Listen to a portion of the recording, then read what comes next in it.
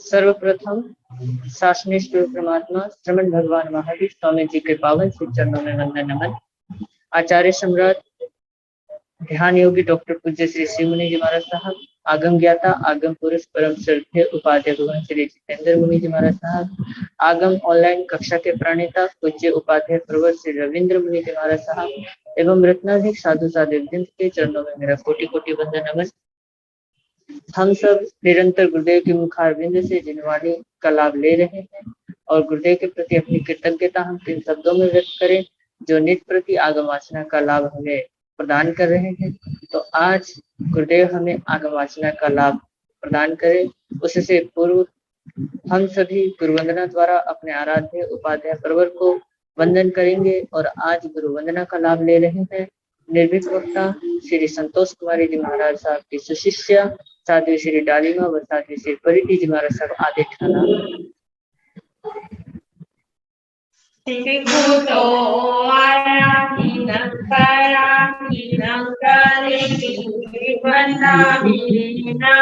स्वामी सकारे कल्याणं मंगलं देव्यं श्रेयं पद्मासनं सिखुतो आयातिनं कायातिनं करेमि भद्रामि नमः स्वामी सकारेमि समानेमि कल्याणं मंगलं देव्यं श्रेयं पद्मास्वामी सिखुतो आयातिनं कायातिनं करेमि भद्रामि नमः स्वामी सकारेमि समारेमि कल्याणं मंगलं देव्यं श्रेयं पद्मास्वामी। सुख साता जी।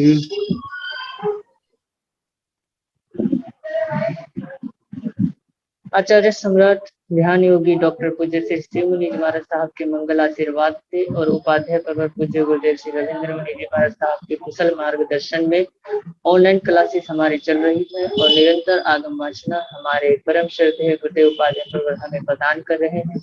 ये आगम वाचना निर्विघ्नता से चलती रहे, इसलिए प्रतिदिन साधु साधु वीरेंद्र द्वारा तपस्या चल रही है और आज जिनकी तपस्या है उनके नाम है तप चक्रेश्वरी तप सिद्धेश्वरी श्री विभा श्री जी महाराज साहब का उपवास, डॉक्टर श्री प्रतिभा श्री जी महाराज की सुशिष्याएं साध्वी श्री श्रद्धा श्री जी महाराज, साध्वी श्री ऋषिता श्री जी महाराज, साध्वी श्री अनुज्ञा श्री जी महाराज, साध्वी श्री प्रणति श्री जी महाराज, इन चारों का उपवास है। श्रवणी सूर्य उत्तर भारतीय प्रवचन डॉक्टर श्री सरिता जी महाराज साहब की सुशिष्या बहुत तपस्विनी डॉक्टर श्री सुभा जी महाराज साहब का उपवास, साधना के टिकट पूज्य श्री पुष्कर मुनि जी महाराज साहब की सुशिष्या श्री प्रिय दर्शना जी महाराज साहब की सुशिष्याएं डॉक्टर श्री विचक्षण श्री जी महाराज साहब, साध्वी श्री मोक्षता जी महाराज साहब का उपवास, श्रवणी गौरव प्रज्ञा ज्योति डॉक्टर शिवाजी महाराज साहब की सुशिष्याएं साध्वी डॉक्टर शैली जी महाराज, साध्वी श्री सुचिता जी महाराज का उपवास, साध्वी श्री सोनिका जी महाराज साहब की सुशिष्या रसो विजेता साध्वी श्री रिद्धि जी महाराज,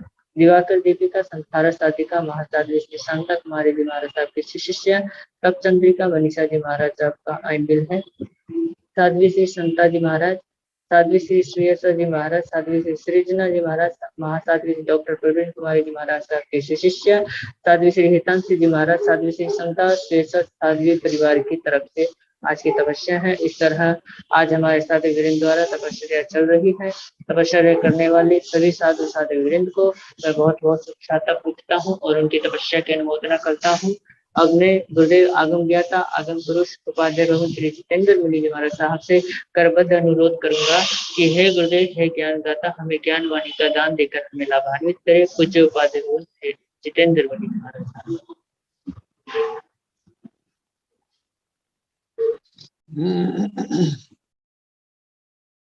नमो अरिहंताण नमो सिद्धाण नमो आयर्याण नमो उवधायाण नमो लोये सवसाहुण ऐसो पंच नमोकारो सब पावकणासनो मंगलानंत संदेशे परमं हवै मंगलम्। जिन शासन जिन वाणी सदा जयवंतु हो, श्रमण संग सदा अविचल मंगल हो। मुक्ति को प्राप्त श्रमण भगवान महावीर स्वामी, उनकी परम पावन कल्याणी भागवती वाणी वाचक प्रमुख श्री इंद्र भूति गौतम आदि गंधर्व भगवान युग प्रधानाचार्य परम पूज्य श्री सुधर्मा स्वामी जी महाराज, उनकी परम पावन पाठ परंपरा वर्तमान आचार्य ध्यान योगी परम पूज्य श्री शिव मुनि जी महाराज एवं गुरुजन सबके पावन कर्म सोजों में मेरा अनंत अनंत वंदना नमस्कार। आगम परिषद में विराजमान वरिष्ठ मुनिराज, अन्य मुनिवृंद, परम आदरणीय भगवती स्वरूपा महासाधिया जी, श्री आचार्य सूत्र की वाचना प्रारंभ है। प्रथम स्कंध का 5वां अध्ययन सुनाया जा रहा है और उसका 5वां उद्देशक तो कल बता रहे थे। संयम से पहले ही दीक्षित के दिमाग में ये बात बिठाई जाती है कि अरिहंत परमात्मा हमारे भगवान है, निर्ग्रंथ गुरु केवली प्ररूपित रम, और तमेव सच्चम निशंकम जंग जिनेहिन पवेय। हम लोग तो शदमस्त हैं, कहीं पर भी भूल कर सकते हैं तत्वों के निर्णय में भी, लेकिन अरिहंत परमात्मा जहाँ किसी प्रकार की भी भूल नहीं है। जथा चरित्र के धनी होने के कारण मौनी कर्म, ज्ञानावरणीय दर्शनावरणीय अंतराय कर्म उनके पूर्ण रूप से समाप्त हो चुके हैं। भूल शदमस्त के साथ जुड़ी है, केवली भगवान के साथ नहीं। इसलिए भगवान ने जो अपने ज्ञान में दर्शन में जाना देखा वही उन्होंने फरमाया, तो वे संसार को लगभग तर गए हैं। 4 अघाती कर्म शेष रह गए हैं, तो संसार के किनारे पर है और 4 के समाप्ति पर उनकी सिद्ध गति निश्चित है।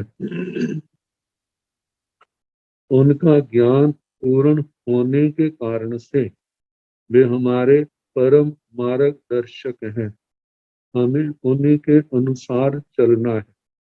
उनके अनुसार चलते रहेंगे तो हमारी भी सिद्ध गति निश्चित है। तो इन्हीं भावों से इस साधु जीवन में प्रव्रजित होने वाले वे साधक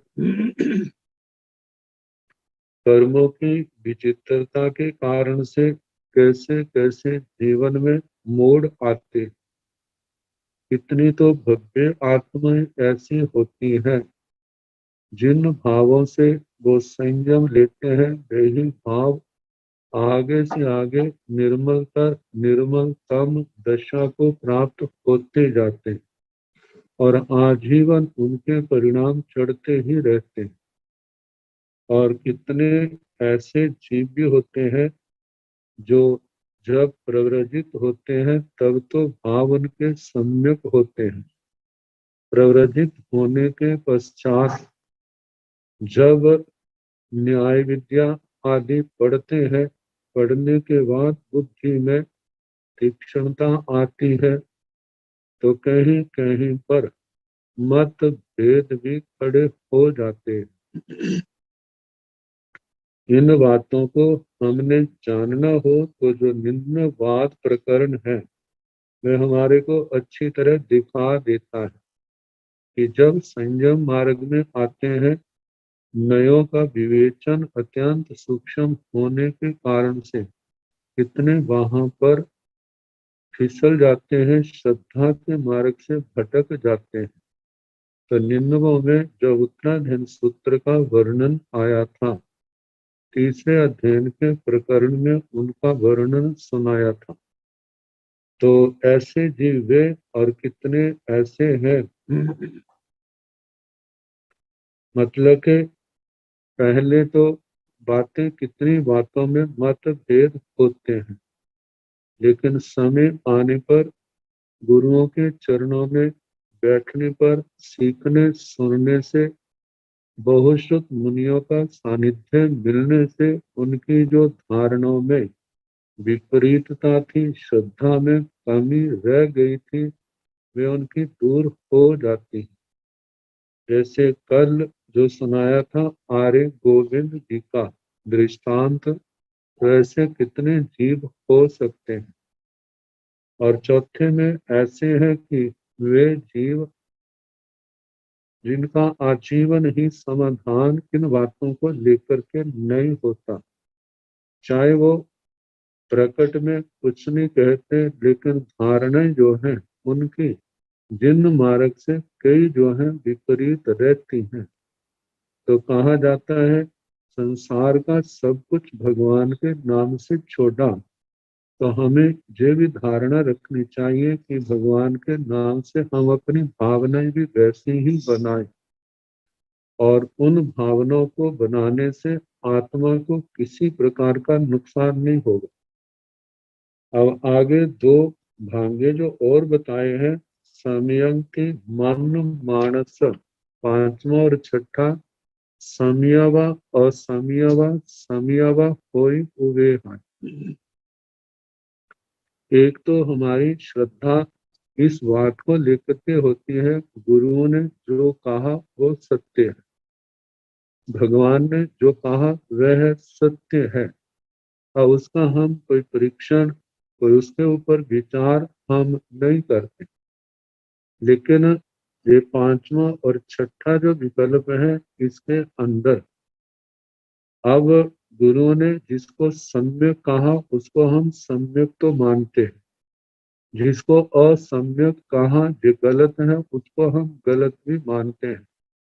लेकिन जो तीक्ष्ण बुद्धि के धनी साधक साधु साध्वियां होते हैं, वो सोचते ठीक है, भगवान ने इसको ठीक कहा है, हमने इसको ठीक स्वीकार कर लिया। भगवान ने इसको गलत कहा, इसको हमने गलत स्वीकार कर लिया। लेकिन हम अपनी बुद्धि के द्वारा भी इसका परीक्षण करके देखें।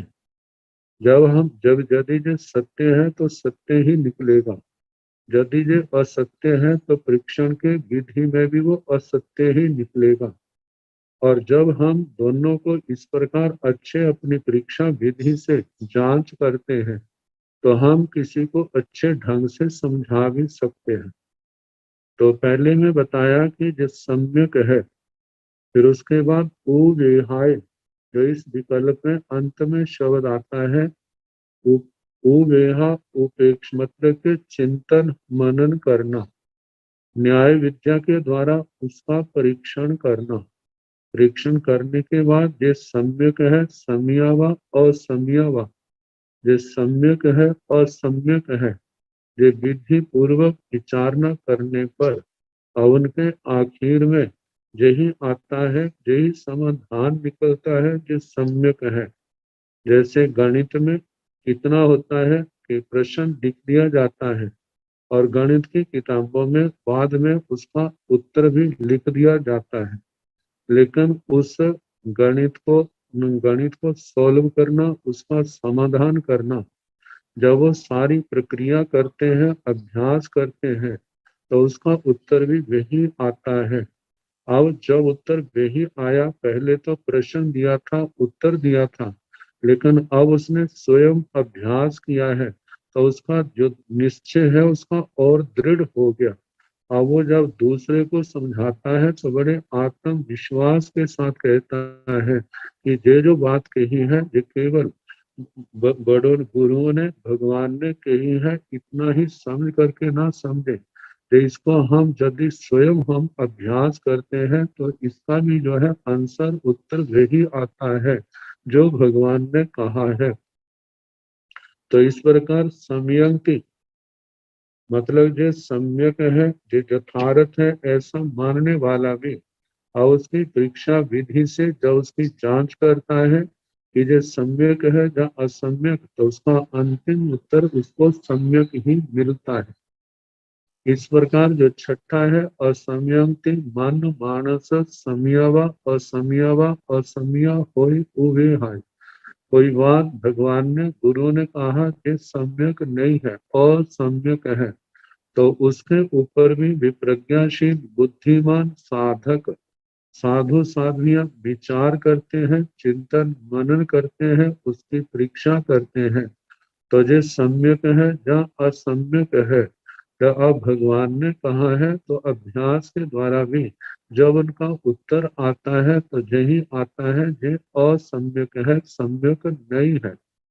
तो इस प्रकार चिंतन मनन करने वाले जो साधक हैं, उवेह मानो अनुवेह मान भूया उवेहा ही समयाय इच्छेवम तथ संधि जोशी जोशियो भवे से उठियस ठियस गय समणो पासाई इत्थमि बाल बाल भावे अपान नो उव दंसी जा।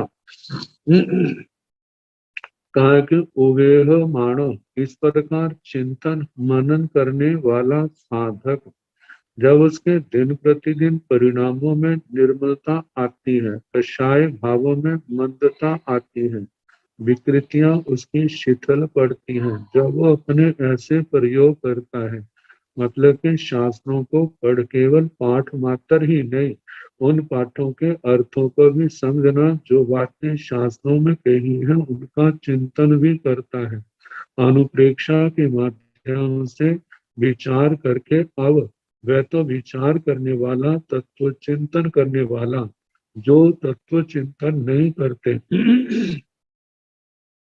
बस केवल इतना ही हाँ गुरुओं ने कहा है इसलिए ठीक है, तो कहा जाता है जो तत्व चिंतन नहीं करते तो उनको प्रेरणा देते हुए भूया कहते हैं।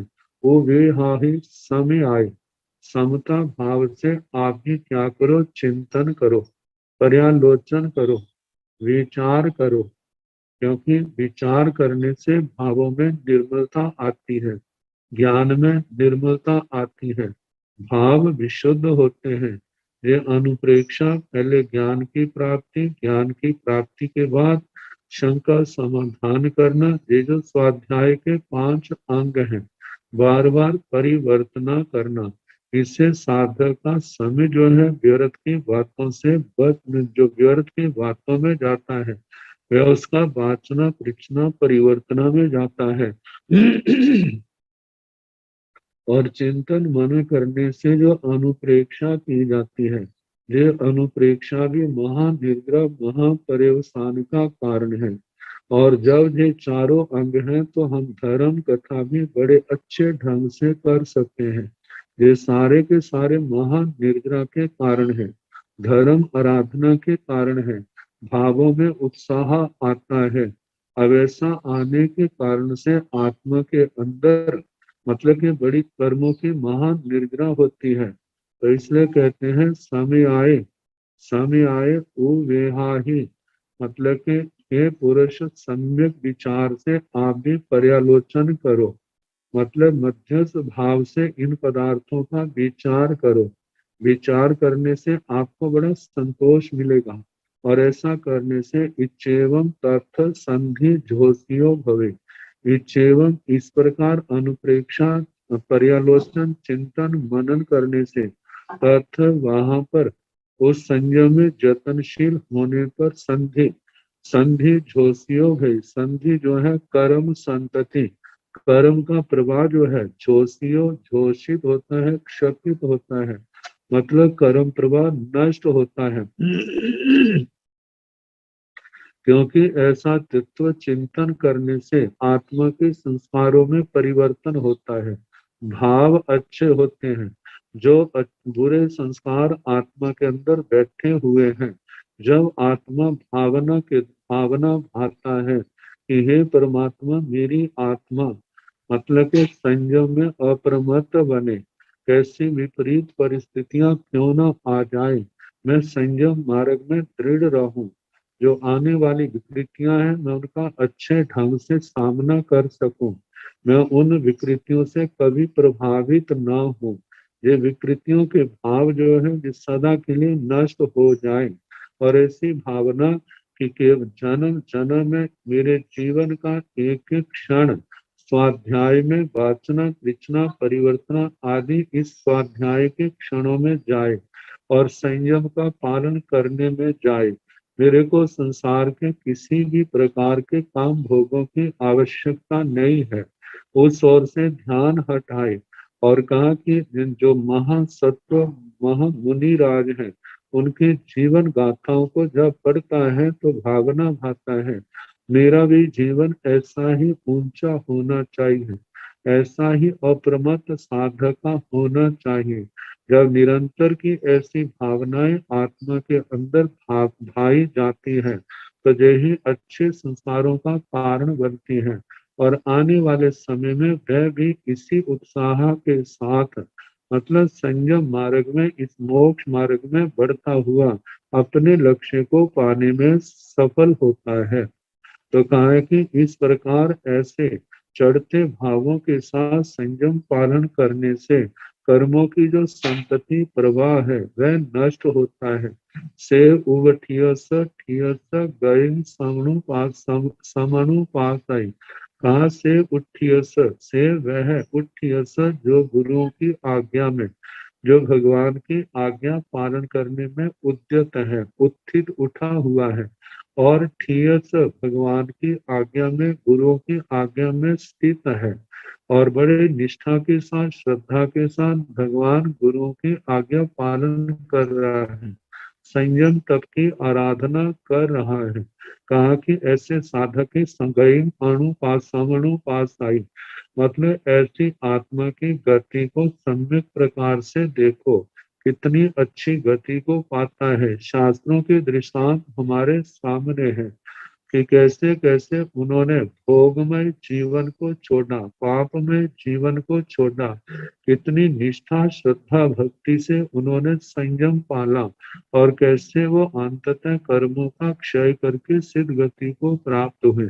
और इसी प्रकार कितने जीव संयम तप की आराधना करके देवलोकों में महरिद्धिक जीवन मिला, लेकिन वहां का भाव पूर्ण करने के पश्चात मनुष्य जन्म ग्रहण करके पुनः पुनः प्रतिबुद्ध हो करके कर्मों को क्षय करके कैसे सिद्ध गति को जाएंगे। जब ऐसे देखा जाता है, और वर्त में उसके बाद होने वाले इतिहास में कितने महापुरुष हुए हैं, जिनमें से कितने सिद्ध गति को, कितने देवलोकों को जाते हैं, उन महापुरुषों के जीवन को पढ़ते हैं तो उससे भावनाओं में कितनी निर्मलता आती है। वर्तमान में भी जो संयम को पालन करने वाले हैं, अंतिम समय समाधि मरण को प्राप्त करते हैं, कितना उनके जीवन में उत्साह होता है, और उनका तप त्यागमय जीवन भी हमारी आत्मा को प्रेरणा देने वाला बन जाता है। तो कहा ऐसे सभी साधकों के जीवन की ओर ध्यान दें, उनको देखें। इत्थभी बाल भावे अपान नो उवदंसीजा, कहा इत्थभी इस प्रकार जहां पर भी आत्मा जो है बाल भावे, बाल भाव असंयम भाव, ये अपान नो उवदंसीजा, अपनी आत्मा में ना दिखलावे, मतलब ऐसी मूर्खता ऐसी मूढ़ता ना करे जिससे आत्मा आत्मा के अंदर बाल भाव, अज्ञानता, मूढ़ता, मूर्खता, संयम संयम के प्रति अरुचि दिखाई दे। कहा संयम और तप जो है आत्मा के अनंत हितैषी है, मतलब हित करने वाले हैं। क्योंकि ये संयम और तप जो है, यदि बीमारी से छुटकारा पाने के लिए जैसे परहेज और दवाई का विधान किया जाता है, इसी प्रकार असंयम जो है ये पाप जे बद प्रेती के समान है, और तप जो है ये औषधि के समान है। जब भगवान गुरुओं के वाक्यों के प्रति श्रद्धा रखा हुआ आत्मा असंयम रूपी बद प्रेती को छोड़ता है और संयम रूपी औषधि, तप रूपी औषधि का सम्यक पालन करता है, तो आत्मा की जन्म जन्म की कर्मों की बीमारी जो है सदा के लिए मिट जाती है। तो कहा ये भाव क्या है, ज्ञान पूर्वक है, इसको हम पंडित भाव कह सकते हैं। लेकिन पूर्व के कर्मों के प्रेरित हो करके यदि आत्मा की रुचि असंयम की ओर जाए तो कहा जाता है कि असंयम की ओर जाना और उस ओर अपनी प्रवृत्ति करना ये आत्मा का बाल भाव दिखाना है। ऐसे भाव आत्मा के अंदर पैदा हो तो उनको रोकना चाहिए। जो ज्ञान ध्यान सीखा है उनके बल से ऐसे भगवान ने इन भावों को अप्रशस्त कहा है। ये जन्म मरण कर्म बंधन के कारण है, ये मेरा रास्ता नहीं है। मेरा रास्ता तो वह है जो भगवान का रास्ता है, जो मेरे गुरुओं का रास्ता है। मेरे को उस रास्ते पर चलना है, दूसरे रास्ते पर नहीं चलना। तो कहा इस प्रकार मानो पूर्व के कर्मों के अनुसार बाल भाव आत्मा के अंदर पैदा भी हो तो उसको हमने नष्ट करना है, उसको क्रिया रूप नहीं देना। कहा कि उस बाल भाव को नष्ट करने में ही इस आत्मा की साधना के जीवन की सफलता है। तो वो बाल भाव हम आत्मा दूर करे और पंडित भाव जो है उसको आत्मा के अंदर स्थिर करे, उसको आगे बढ़ाए।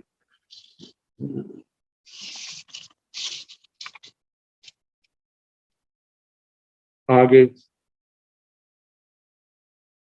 बताया है संसार के जितने भी जीव हैं तो सारे अलग अलग, प्रत्येक जीव की सत्ता अलग है, प्रत्येक जीव का जीवन अलग है, उनके सुख दुख की अनुभूति अलग है, उनकी सोच अपनी है, उनका कर्म अपना है। लेकिन मुमुक्षु आत्मा के अंदर ये कर्म बंध की ओर ना जाए, जहां पर एकता भाव दिखाया है, ताकि हे आत्मा तुम और वह मतलब अलग अलग होते हुए भी अलग अलग नहीं, मतलब आपके अंदर समानता पाई जाती। यदि हम समानताओं को देखें, इतनी समानताएं हैं। यदि हम आत्म द्रव्य से देखें, हमारी आत्मा भी द्रव्य रूप है और उनकी आत्मा भी द्रव्य रूप है। हमारी आत्मा संसार के अंदर है, जन्म मरण के चक्कर में है, ऐसे उसकी आत्मा भी जन्म मरण के चक्कर में है। जैसे हमारी आत्मा को सुख अच्छा लगता है, ऐसे उनकी आत्मा को भी सुख अच्छा लगता है। जैसे हमारी आत्मा को दुख अच्छा नहीं लगता, ऐसे उनकी आत्मा को भी दुख अच्छा नहीं लगता। जैसे सम्मान हमारे को अच्छा लगता है, उनको भी अच्छा लगता है। जैसे अपमान हमारे को अच्छा नहीं लगता, ऐसे उनको भी अच्छा नहीं लगता। जैसे बद हमारे को अच्छा नहीं लगता, ऐसे उनको भी अच्छा नहीं लगता। जब इतनी समानता है, ये तो व्यवहार की है, इसके आगे जैसे हमारी आत्मा के अंदर जितने आत्म प्रदेश हैं, उतने ही आत्म प्रदेश दूसरी आत्मा के अंदर भी उतने ही हैं। ना कम है ना ज्यादा है। केवल ज्ञान केवल दर्शन का सूर्य जैसा हमारी आत्मा के अंदर है, ऐसा उनके अंदर भी है। जैसे हमारी आत्मा के अंदर संसार से तरने की क्षमता मतलब योग्यता है, ऐसे उसके अंदर भी है। अब हम पर हमारे प्रयास के ऊपर निर्भर है। और कहा जब इतनी समानता है तो हम क्या है, एक समान है। तो एक समान होते तो हम क्या है, जब एक जैसे होते हैं तो संग्रह नय की दृष्टि से उसको एक ही कह दिया जाता है। जैसे जहाँ पर व्यवहार नय की अपेक्षा से कहा कि जीव एक एक करके अनंत है, वहां पर संग्रह नय की अपेक्षा से ये कहा कि सारे जीव क्या है, एक है आया, मतलब कि आत्मा एक है। तो ये संग्रह नय की अपेक्षा से है। और जहाँ पर ये कहा जीव अनंत है, सब जीव अलग अलग हैं, वह व्यवहार नए की अपेक्षा से है। जैसे जहाँ पर वनस्पतियां बहुत हैं, नाना जातियों के हैं, तो उन सब को संग्रह नए की अपेक्षा से वन शब्द दे दिया, जंगल देश उसको दे दिया। लेकिन जब हम एक एक का देखते हैं तो हर वनस्पति का अपना नाम है, उनका अपना अपना गुण है। तो इसी प्रकार ये देखना, जैसे आप किसी के प्रति अच्छा व्यवहार करते हैं तो आने वाले समय में वही व्यवहार आपको अच्छा मिलेगा, और यदि आप उसके साथ व्यवहार अच्छा नहीं करते हैं तो आने वाले समय में उसी जीव के द्वारा आपको जो मिलने वाला व्यवहार है वह भी अच्छा नहीं होगा। इन्हीं बातों को लेकर के इस अग्रिम सूत्र में ये बातें कही जा रही हैं। तोमंसि नाम सचेवं जग हंतव्यंति मन्नसि, तोमंसि नाम सचेव जग अज्जाव्यंति मन्नसि, तोमंसि नाम सचेव जग पर्याव्यंति मन्नसि, एवं जग परिहितव्यंति मन्नसि, जग उद्धव्यंति मन्नसि, अंजु चेय परिबुद्धि, परिबुद्ध जीवी तम्हा न हंता न भी खायाय, अणुसंवेण अपाणेन जंग हंतव्यं नाभि पत्थय। कहा तोमंसि नाम सचेवं, हे जंग हंतव्यंति मनसि, हे आत्मा जंग हंतव्यंति मनसि, आप ये सोचते हैं उसको मारना चाहिए, जिसको मारना चाहिए आप ये सोचे वो अलग नहीं, वो तू ही है। मतलब कि तुमंसी नाम सच्चे, वह तुम ही हो जिसको तुम हंतव्यं, ये हंतव्य, हंतव्य मतलब मारना चाहिए, ये मारने के योग्य है ऐसा मानते हैं। तुम ये सोचो वो तू ही है, वो तेरे से अलग नहीं है, वो तेरे जैसा ही है।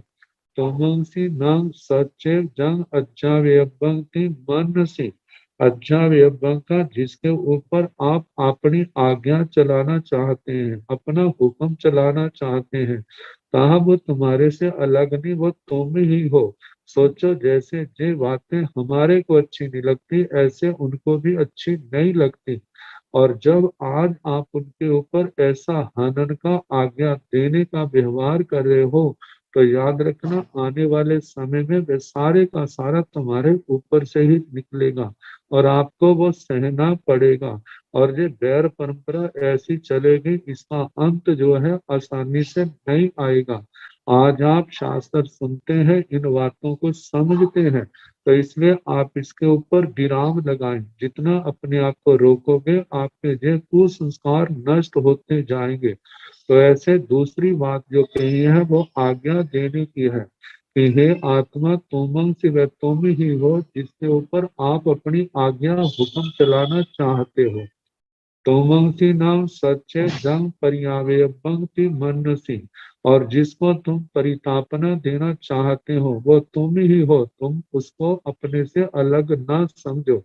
एवं जंग परिहितव्यंति मनसी, इसी प्रकार जिसको आप ग्रहण करना अपने अधीन बनाना चाहते हो वह भी तुम ही हो, कोई और नहीं है। जंग उद्वेयंति मनसी, और जिसको आप मारना चाहते हैं वो भी ये समझे वह तुम ही हो, तुम उससे अलग नहीं हो। मतलब ऐसा कुछ भी आप करोगे तो जैसा आप विपरीत व्यवहार कर रहे हैं आने वाले समय में वह सारे का सारा आपको सामना करना पड़ेगा, उसका भुगतान करना पड़ेगा। आज आपके पास ज्ञान है, समझ है, आप बच सकते हैं। यदि आप नहीं बचते हैं तो आने वाले समय में ऐसा सम्यक ज्ञान सम्यक दर्शन हो ये गारंटी नहीं है। जब वो नहीं होगा लेकिन जो कर्म बांधे हैं वो तो भोगने पड़ेंगे, और उस समय आप ऐसा सोचोगे क्योंकि पूर्व में जो आपने किया वह तो सब आपको विस्मृत होगा, भूल चुके होंगे, और यही सोचोगे हमने तो इसका कुछ किया नहीं, ये फिर हमारा कर रहा है। तो अज्ञानता वश आप कहेंगे हम भी इसका बदला लेंगे, और जब तक बदला नहीं लेंगे तब तक हमारे को शांति नहीं होगी। तो कहा जी वैर परंपरा कैसे आगे से आगे बढ़ती जाएगी। जिसका विराम आना आसानी, रुकना आसानी से नहीं होगा। तो आज आपको ज्ञान है, ये सब जानते हैं, तो इसलिए किसी का वध ना करे, किसी का हनन ना करे, किसी के ऊपर आज्ञा ना चलाए, किसी को परितापना ना दे, किसी को अपना गुलाम ना बनाए और किसी के प्राणों का विनाश ना करे। अंजू चेय परिबुद्ध जीवी। अंजू का मतलब है सरल वृत्ति वाले साधु। सरल वृत्ति वाला जो साधु साध्वी है, परिबुद्ध जीवी जो प्रतिबुद्ध जीवी, ज्ञान युक्त जीवन व्यतीत करने वाला, प्रत्येक जीव को अपनी आत्मा के समान समझने वाला है। तो कहा ऐसा जो मतलब के रिजु है, सरल है, प्रतिबुद्ध जीवी है, ऐसा होने के कारण से तम्भा न हंता ना भी खाए आए, इसलिए किसी जीव का घात ना करे, न हंता किसी का हनन ना करे, घात ना करे, ना भी खाए आए, दूसरे के द्वारा भी घात ना करवाए। आगे उपलक्षण से तीसरा जो है, कोई घात करता है तो उसको अनुमति नहीं देना, उसकी अनुमोदना नहीं करना, क्योंकि पहले बता चुके हैं कर्म बंध के कारण जो है करना, कराना, अनुमोदना, मन से, वचन से, काया से। तो इन नियम पचखानों की पूर्णता भी तभी होती है जब मन, वचन, काया से पाप करना नहीं, करवाना नहीं, करते को अच्छा जानना नहीं। कहा यदि ऐसे तीन कर्ण तीन योग से लेते हैं तो ये पाप जो भी हमने छोड़ा है उसका आश्रम द्वार जो है वह रुक जाएगा, और यदि हम नहीं छोड़ते हैं, उनका सेवन करते हैं, तभी आश्रम द्वार हमारी आत्मा में खुले रहेंगे और उसके कारण से पाप कर्म की जो मैल है वो आती रहेगी और आत्मा दिन प्रतिदिन मलिन होती रहेगी। तो हमारा साधु जीवन जो है उस मलिनता को बढ़ाने के लिए नहीं है, उसको खत्म करने के लिए है। तो आगे कहा जा रहा है अणु संवेदन अपानेण, जो भी आत्मा ये हनन आदि पाप क्रिया करता है, आने वाले समय में अणु संवेदन, उसका अनुसंवेदन करना ही पड़ेगा। अपानेण दूसरे के द्वारा नहीं, उस आत्मा को स्वयं करना पड़ेगा। जंग हंतव्यं ना भी पत्थाई, वो कहते हैं जंग हंतव्यं, मानो हंतव्यं हंतव्य, उसने आपका ऐसा अपराध किया है, उसने आपका ऐसा नुकसान किया है। लौकिक रीति से ऐसा हो सकता है उसकी सजा मौत हो, या मानो कोई भी सजा हो जो लौकिक दृष्टि से हो सकता है, लेकिन कहा है कि आप जिस मार्ग पर चले हैं उस मार्ग में ऐसा उसकी ये सजा नहीं, वहां पर तो आपको क्षमा करना है। तो कहा कि हंतव्यं जंग हंतव्यं नाभि पत्थाई, जो मारने योग्य है उसकी चाहना ना करे, उसकी प्रार्थना ना करे, तो क्या करना चाहिए साधु साध्वी के लिए, तो वहां पर क्षमा क्षमा का ही उपदेश दिया गया है। तो कहा जाता है कि क्षमा जो है जैसे आत्मा के जन्म जन्म के बैर विरोध को समाप्त करने वाला है। जैसे भगवान महावीर स्वामी के जीवन में जहाँ अन्य साधकों के जीवन में आता है, कैसे कैसे परिचय उपसर्ग उनके जीवन में आए, तो उन्होंने उसका प्रतिकार जो है, उन उपसर्गों का परिसहों का प्रतिकार जो है वो क्षमा भाव से किया, ना कि वह दुनिया की दृष्टि से उन्होंने भी मतलब कि उसने पत्थर फेंका है वो भी पत्थर फेंके, ऐसा नहीं है। उन्होंने क्षमा से उत्तर दिया और क्षमा से उत्तर दे करके उदय में आए हुए उन कर्मों को सदा के लिए समाप्त कर दिया। तो कहा जो मोक्ष मार्ग पर चलने वाले जो मोक्ष पथिक है, जो उनका मार्ग आगे बताया है। जे आया से भिन्नाया, जे भिन्नाया से आया, जेन बीजानाई से आया, तंग पड़ुच्च पड़ी संकाय, एस आया वाई, समियाय परियाय वियाहिए तीवे में। इस उद्देश्य का अंतिम सूत्र से जे आया से भिन्नाया, जे भिन्नाया से आया, कहा कि जे आया जो आत्मा है, से भिन्नाया वह विज्ञाता है, जे भिन्नाया से आया जो विज्ञाता है, से वह आत्मा है। कहा कि विज्ञाता आत्मा जे असंख्यात प्रदेशों का जे जो समूह, असंख्यात प्रदेशी जो द्रव्य है, जे आत्मा इसका ऐसे गुण जो सदा साथ रहते हैं, अनादि काल में कितना भी हम अतीत में क्यों ना चले जाएं, ये गुण आत्मा से अलग हुए नहीं। न वर्तमान में अलग है, न आगे अलग होंगे। कहा कि ज्ञान और दर्शन उपयोग आत्मा का लक्षण है। जो लक्षण है, जो औरों से इस द्रव्य को अलग करता है। जिस जिस आत्मा के अंदर उपयोग है वह आत्मा है, जिसके अंदर उपयोग नहीं है वह जड़ पदार्थ है। तो इसलिए कहा कि उग ओगो जीव लक्षणों, जीव का जो है उपयोग लक्षण है। तो कहा कि उपयोग ही आगे दो हिस्सों में बंट जाता है, ज्ञान और दर्शन। ज्ञान जो है जे पांच ज्ञान के रूप में, और यदि सम्यक दृष्टि है तो उसका ज्ञान रूप है, मिथ्या दृष्टि है तो उसका अज्ञान रूप है। सम्यक दृष्टि से ज्ञान जो है वो पांच भेदों में बंट जाते हैं। मिथ्या दृष्टि के जो अज्ञान है उसके तीन भेद हैं, और दर्शन उपयोग जो है उसके चार भेद है। तो कहा जाता है कि ज्ञान और दर्शन को साकार उपयोग में लिया है, और दर्शन उपयोग को अनाकार उपयोग में लिया है। तो कहा है कि जे आया, जो आत्मा है, से भिन्नाया, वह विज्ञाता है, वह ज्ञान गुण से युक्त है। मतलब कि ज्ञान गुण से युक्त है। और जो जे भिन्नाया, जो ज्ञान गुण से युक्त है, से आया, वह आत्मा है। मतलब ज्ञान आत्मा से अलग नहीं है, और आत्मा ज्ञान से अलग अलग नहीं है। ये क्या है? एक दूसरे के सहभागी, साथ रहने वाले। मतलब के द्रव्य आत्म द्रव्य ज्ञान के साथ रहने वाला, और ज्ञान जो है आत्मा के साथ रहने वाला। ये अलग अलग रहने वाले कहीं पर भी दिखाई नहीं देते। तो आगे कहा है, जीर्ण विजानाई से आया, जिससे आत्मा जानता है वह आत्मा है। ताम पड़ुच्च परिसंखाय, ताम पड़ुच्च परिसंखाय, उस ज्ञान परिणाम के आश्रय से, उस ज्ञान के कारण से परिसंखाय आत्मा कहा जाता है। मतलब के आत्मा को ज्ञान के कारण से ही आत्मा कहा जाता है। आत्मा ज्ञानी है, आत्मा के अंदर ज्ञान पाया जाता है। मतलब कि ये संवेदना जो है ये आत्मा का गुण है। जड़ के अंदर संवेदना का गुण नहीं है। तो कहा जाता है कि जो आत्मा जो ज्ञान के कारण से जानी जाती है। और कहा जाता है इस आयाबाई, जो इस प्रकार जानता है वह क्या है? आत्मवादी है, जिसने आत्मा के स्वरूप को जाना है। आत्मा ज्ञान लक्षण वाला है, चेतना लक्षण वाला है। तो कहा जो आत्मा के इस स्वरूप को जो जानने वाला है, मानने वाला है, वह आत्मवादी है।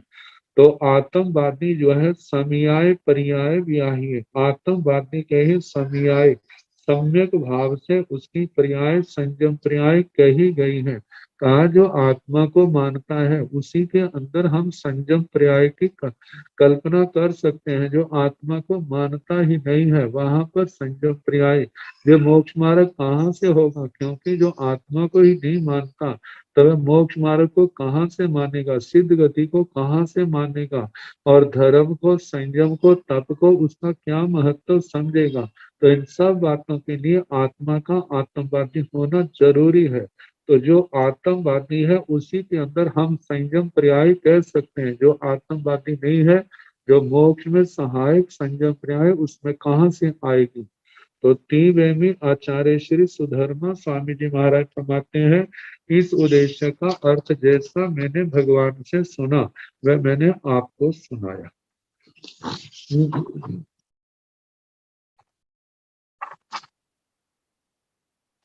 अब इसके आगे पांचवें अध्ययन लोक सार का छठा उद्देश्य। और नाराय एगे सोव ठाना, आन आय एगे निरूब ठाना, हियंते माँ हो एयं कुशलस दंसण तदित्थिये तमुत्थिये तपुरकारे तन्नि तन्निवेशने। मुमुक्षु आत्मा को यहाँ पर कितने निर्देश दिए जा रहे,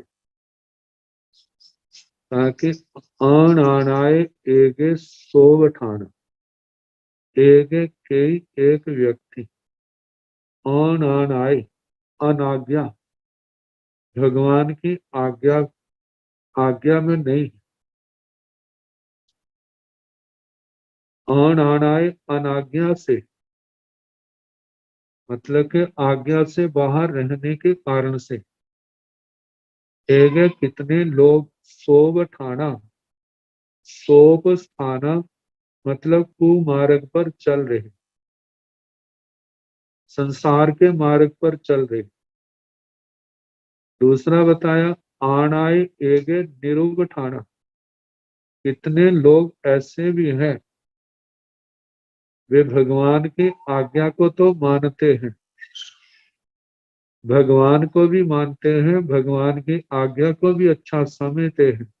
भगवान बहुत अच्छे हैं ये भी मानते हैं, भगवान के द्वारा जो मार्ग कहा गया है वह भी बहुत अच्छा है, लेकिन निरूप ठाना वे क्या है, भगवान के मार्ग पर उपस्थान नहीं करे, उसके ऊपर पुरुषार्थ नहीं करे। पुरुषार्थ का मतलब सम्यक ज्ञान, सम्यक दर्शन, सम्यक चारित्र, सम्यक तप का पालन नहीं करे, ज्ञान का अभ्यास नहीं करना, श्रद्धा को वैसा निर्मल बनाने के लिए कोई साधना नहीं करना जिससे श्रद्धा धूमिल हो, ऐसे रास्ते पर चलना। और तीसरी बात कही है सम्यक चारित्र का पालन नहीं करना, तपस्या नहीं करना जो आत्म शुद्धि का कारण है। तो कहा जाता है निरुप ठाना मोक्ष मार्ग में जो अपनी शक्ति का प्रयोग नहीं कर रहे, संयम तप की आराधना के लिए आगे प्रयास नहीं कर रहे, तो ऐसे लोगों के लिए कहा है निरुप ठाना, निरूप स्थान। अब भगवान कहते हैं एयं ते माँ हो, ये आत्मा तेरे अंदर ऐसा नहीं होना चाहिए, तुम भगवान की आज्ञा से बाहर रहो, ये भी तेरे लिए शोभादायक नहीं है। तुम भगवान की आज्ञा में मतलब कि इस मोक्ष मार्ग में प्रयास ना करो, पुरुषार्थ ना करो, ये भी आपके लिए ठीक नहीं है। तो एयं ते माँ हो, ये बातें तेरे जीवन में नहीं होनी चाहिए। एयं कुशल दंशन, आचार्य श्री सुधर्मा स्वामी जी फरमाते हैं एयं जय कुशल सर्वज्ञ सर्वदर्शी अरिहंत परमात्मा भगवान महावीर का दंशन दर्शन है, मतलब उनका अभिप्राय है, उनके भाव है, उनका आत्मा के लिए संदेश निर्देश आदेश है। तो कहा तदिठिये तमुत्य तपुरकारे तत्सन्नि तन्निवेशने, आपको कैसे बनना है, तदिठिये जैसी भगवान की, जैसी गुरुओं की, जैसी आचार्य की दृष्टि है उसके अनुसार आपको अपना जीवन बनाना चाहिए। तद्वितीय शिष्य को आगम एवं आचार्य की दृष्टि आज्ञा के अनुसार कार्य करना चाहिए। तमुत्य मतलब आचार्य की आज्ञा के अनुसार, मतलब जैसे आचार्य भगवंतों का, गुरुओं का जीवन निर्लोभता वाला है, उनके जीवन में संतोष है, बाहर के पदार्थों के परिग्रह संग्रह में नहीं लगे हैं, उनका ध्यान ज्ञान दर्शन चारित्र तप की आराधना साधना में है। तो ऐसा आपका जीवन भी क्या होना चाहिए, संतोष प्रधान होना चाहिए। आगे बताया है कि तन्नी तमुत्य तपूरक कार्य, तत्पूरक कार्य, तत्पुरस्कार, आपको हर बात में अपने ज्ञान भगवान को, अपने गुरुओं को आगे आगे रखना चाहिए। कहा जाता है आचार्य एवं गुरु की तरह ही सदा ज्ञान साधना में संलग्न रहना चाहिए। तत्पूरक कार्य तत्सन्नी, तत्सन्नी का मतलब आचार्य की भांति सदा ज्ञान में संलग्न रहना चाहिए। तो तब पूरा कार्य हर बात में भगवान और गुरुओं को सामने, आचार्यों को सामने रखना। कोई भी बात हो, हमारे आचार्य ऐसा मानते हैं, हमारे गुरुजन ऐसा मानते हैं, ऐसी उनकी धारणा नहीं है, तो हर समय हर बात में भगवान आचार्य भगवान गुरुजनों को आगे रखना। तत्सन्नी मतलब के गुरुओं के अनुसार आचार्य भगवंतों की तरह ही ज्ञान आदि की साधना में संलग्न रहना चाहिए।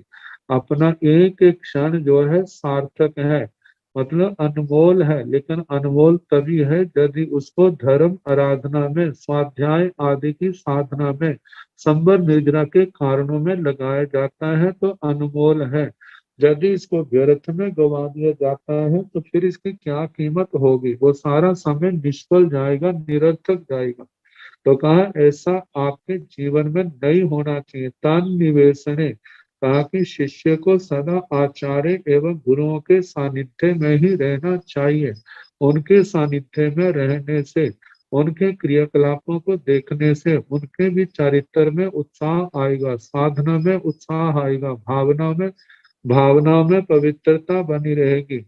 कहा जाता है गुरुजन आचार्य भगवंतों का सानिध्य जो है वो किले की दीवार के समान होता है। जैसे किले की दीवार सुरक्षा में कारण है, ऐसे ही गुरुजनों का सानिध्य जो है वो अनेक अनेक दोषों से बचाने में हमारा सहायक होता है। और उनके सानिध्य में रहने से उनकी सेवा आदि जो महान निर्जरा का कारण है उसका भी लाभ उस आत्मा को होगा। तो कहा इस प्रकार ऐसे ऐसे गुणों का, इस आत्मा मोक्ष मार्ग की आत्मा को ऐसे गुणों का धनी होना चाहिए।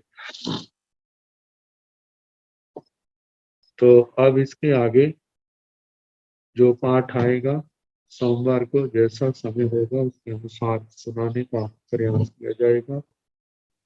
नमो अरिहंताण, नमो सिद्धाण, नमो आयर्याण, नमो ऊर्ध्यायाण, नमो लोये सब साहुण, तेसो पंच नमोकारो सब पाव प्रणासनो, मंगलानंद संदेशिन परमं हवै मंगलम।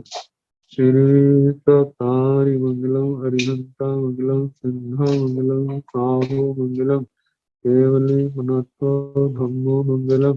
चतारि लोकोत्तम, अरिहंता लोकोत्तम, सिद्धा लोकोत्तम, साहो लोकोत्तम, केवली मनतो धम्मो लोकोत्तम।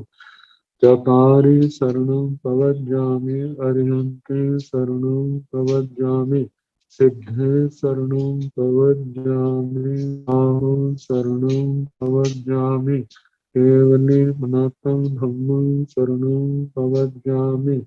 चार शरणे सब शरणे, दुख हरणे मंगल करने, और चलना नहीं कोय, जो भव प्राणी आचर्य। सबको यथा योग्य वंदना सुख सत।